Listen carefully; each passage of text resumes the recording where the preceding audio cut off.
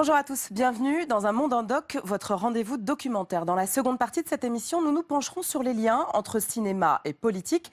Si aux États-Unis, le genre a conquis le grand écran depuis déjà longtemps, en France, depuis quelques années seulement, le 7e art investit la politique à travers l'étude de 9 films français contemporains, analyse des représentations de ce monde à part. La politique fait son cinéma, c'est tout à l'heure. Mais d'abord, direction le Donbass, à l'est de l'Ukraine, une région théâtre d'un conflit armé entre Russes et Ukrainiens, entre rébellion et volonté d'indépendance, une guerre qui parfois ne dit pas son nom. Dopés par la propagande russe, Oleg et Max se sont engagés dans cette guerre au péril de leur vie, au prix d'un quotidien peuplé de morts et de blessés. Le choix d'Oleg, c'est un documentaire inédit à la télévision, réalisé par Elena Voloshin et James Kyo. Rencontre.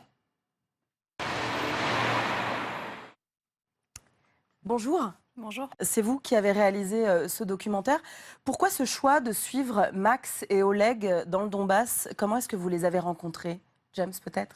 Alors, on les a rencontrés en février 2015. Elena travaillait à ce moment-là pour la chaîne télé. Moi, je venais de finir un reportage pour le journal La Croix en tant que photographe. Et on a rencontré ce bataillon pendant le cessez-le-feu. Et en fait, on a gardé contact avec Oleg notamment. Et c'est suite aux différents échanges qu'on a pu avoir avec lui, notamment avec Elena, qu'on s'est rendu compte qu'il avait une prise de conscience sur la propagande russe, sur son implication dans le conflit, sur le fait qu'il se battait potentiellement du mauvais côté.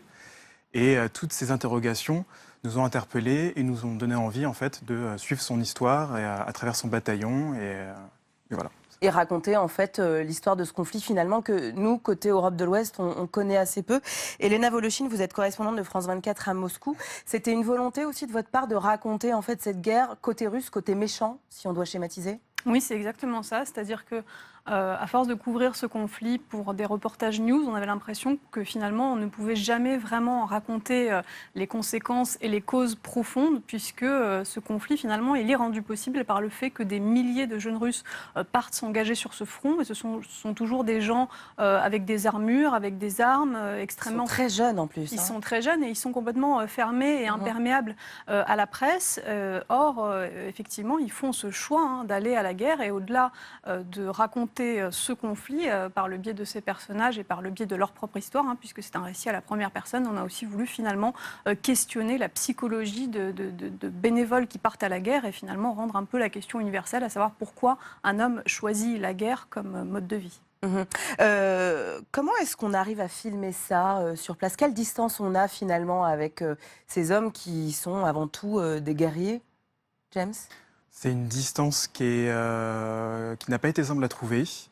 Mais en fait, c'est ce qui nous a permis en fait, de la trouver, ce qui nous a permis aussi en fait, d'entrer dans la tête en fait, de ce qui se passait de ces combattants, c'est cette fameuse attaque du 3 juin qui a très mal tourné pour le bataillon. On va découvrir dans le documentaire. On va découvrir dans le documentaire. Et en fait, qui a été un point de craquage psychologique. Donc en fait, nous, on était là à ce moment-là. C'est le moment où tout bascule. Tout bascule. Et il y a eu un renversement, il y a eu un questionnement. Et en fait, le fait qu'on soit là, qu'on était là pour les écouter, mais aussi un peu pour les bousculer, pour les forcer à se poser des questions, leur a fait du bien. Et en même temps, c'est presque dans une psychanalyse, finalement. Complètement, c'est en fait, c'est une psychanalyse filmée, exactement. C'est exactement ça. C'est ça, c'est la démarche qu'on a. Et vous, Elena, est-ce que ça n'a pas été difficile en tant que femme dans le Donbass, justement, de recueillir cette parole? Comment est-ce qu'on se positionne? Alors d'une part, ça a été plus facile pour moi, puisque finalement, je pense que si j'avais pas été une femme, ils n'auraient peut-être finalement jamais accepté de faire ce travail. Et vous êtes franco-russe, pour être clair. Je suis franco-russe et je parle russe, je parle leur langue.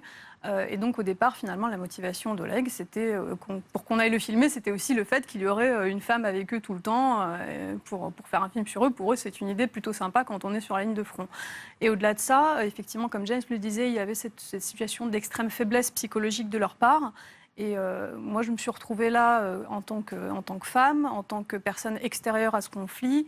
Je ne suis pas un membre de leur famille, je ne suis pas un combattant. Ils avaient extrêmement besoin, finalement, de se confier à quelqu'un. Et moi, j'ai été là à ce moment-là. Mais pour moi, ça a été effectivement extrêmement difficile psychologiquement de ne pas être en empathie, de ne pas m'attacher, de ne pas, finalement, trop compatir avec eux. Parce que c'était des conversations aussi beaucoup hors caméra, la nuit, par téléphone, des moments de craquage, des moments de faiblesse extrême. Et puis finalement, Effectivement, moi, je ne suis pas psychologue, donc c'était assez compliqué à ce niveau-là. Et heureusement qu'on était deux, justement, avec James pour gérer cet aspect. Et aussi, il y a eu beaucoup de moments où on a dû les convaincre, les persuader, rendre nos caméras un peu invisibles. Enfin, tout ça, c'était un gros, gros travail.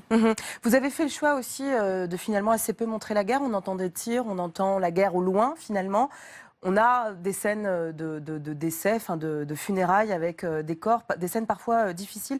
Comment est-ce qu'on choisit de montrer ou pas ? C'est une question qu'on a eue pendant le tournage, en fait, de montrer ou de ne pas montrer la guerre.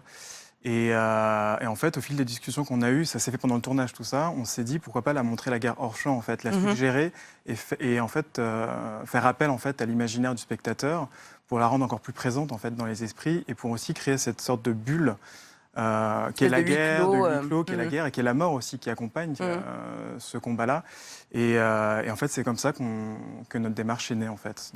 Elena Voloshin, dernière question. Est-ce que vous diriez, vu de l'Europe de l'Ouest chez nous, que finalement cette guerre, c'est un peu ce qu'on va découvrir au travers du portrait d'Oleg et de Max, que cette guerre n'a pas de sens ?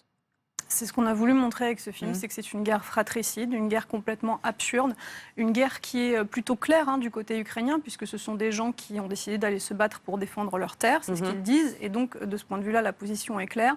De l'autre côté, la position est complètement pas claire du tout, y compris pour les gens qui font cette guerre. Ils sont trompés, ils sont dupés, ils s'en rendent compte, ils en souffrent, ça brise des vies, ça brise des destins, et donc c'est effectivement, et ils se rendent compte du fait que cette guerre est absurde, et c'est ce qu'on a voulu montrer à travers ce justement, film. on va le découvrir. Merci à tous les deux d'avoir été parmi nous. Merci pour ce film qui est plein de subtilité, plein d'humanité. Avant de retrouver tout à l'heure mes invités pour en débattre, le film, vous pouvez réagir bien entendu sur notre hashtag UMED, mais tout de suite, c'est Le choix d'Oleg, un film qui a eu beaucoup de distinctions dans pas mal de festivals. À tout à l'heure.